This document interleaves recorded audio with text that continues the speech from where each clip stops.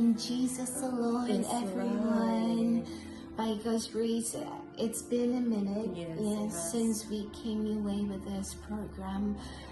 The sin which doth so easily beset us, and we thank the Most High God so much for today. Amen. By His mercies, we're going to talk about the sin of greed.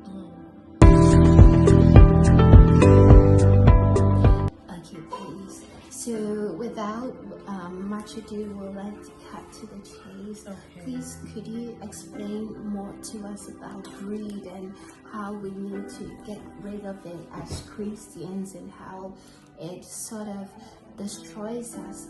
Yes, please. Okay, please. God bless you, my dear sister. God bless you. So please, greed, if you want the meaning of greed, it is intense and selfish desire for something, especially wealth, power, or food.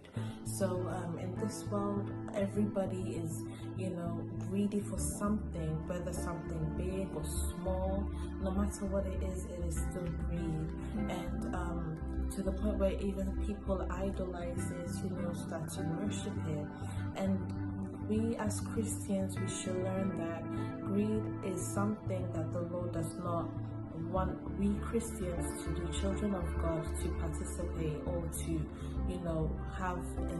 keep in our hearts and just, push forward to it. Because in this world, nothing is permanent.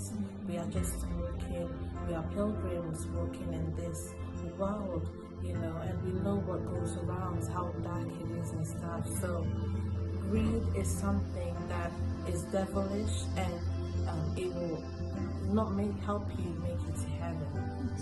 When you look at Luke chapter 12, verse 15, it says, then he said to them, watch out, be on your guard against all kinds of greed. Life does not consist in abundance of possessions. So people seek money, people seek power, they want to be rich, they want to, walk around and people will see them and say, oh yeah, this is really, this is me coming. But what does it gain? What do you gain from it? Absolutely nothing. What you will gain is eternal damnation, which is hell, because that is the pathway to hell.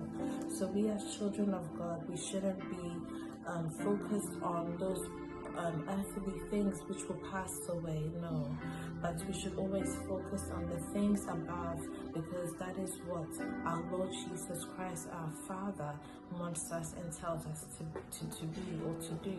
And so when you look at Judas Iscariot, you see how he betrayed our Lord Jesus Christ for 30 pieces of silver. 30 pieces of silver. And at the end, look at what happened to him. We all know what happened to him in the end, how he killed himself, and how the money, nothing happened. It profited nothing, exactly. And it's not like he was going to spend the afterlife. No. He's facing torment. Exactly. Yes, please. And even they used that land. Nobody used that land. They call it the field of blood. Yes, please. And also, you realize that his office, his apostleship, was taken from him and given to another person. Such a great privilege to be a part of the 12 apostles. But he lost that. He lost it all because of 30 pieces of silver. In the end, he couldn't bring him back to life. He couldn't do anything. And so this is it's an example we all know about of how greed is just not worth it. It's not worth it all. It's really bad, and it can tear families apart. It can, so many things. Even spiritually, you are never satisfied with what you have. You always want more, running for more, and this is not what our Lord and our Father Jesus Christ has taught us. And also you realize that once that greed sets in, nothing satisfies you. It's like a well which can never be full. Yes, it always wants and wants and wants, and it is never truly satisfied. And it reminds me that By God's grace, once we were asked to write a sort of debate Okay. about how money is not everything. We were actually asked to do it in Spanish. El dinero no es todo.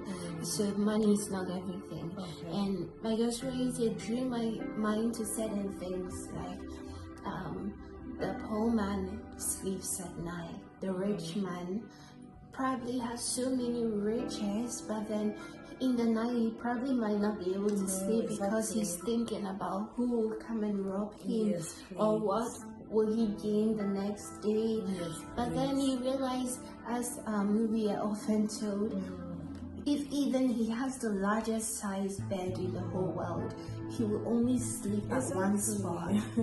If even he has the best cars, the most luxurious ones, but then the poor person that we might think or categorize in this world as poor, he's also able to go from where he wants to go to the next place. Meanwhile, when even as Christ